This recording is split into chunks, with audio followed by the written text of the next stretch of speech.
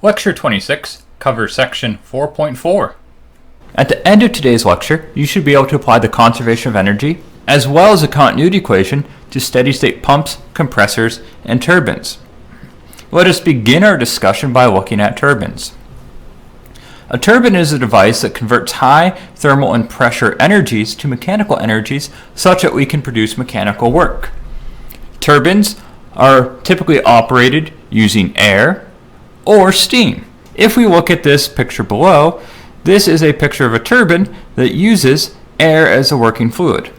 Air is brought in through the diffuser and run through a series of compressor blades.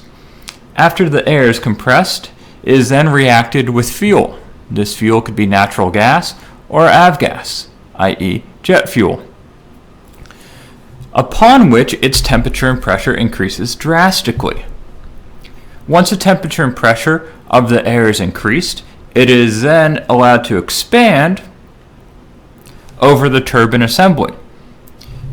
The turbine initially has small length blades at the inlet and large length blades at our exit to capitalize on the decrease of pressure as the air moves through the system. After the air is expanded fully, it is then rejected to atmosphere. During this process, mechanical work is produced such that there is rotational tendency about the center line of our turbine system.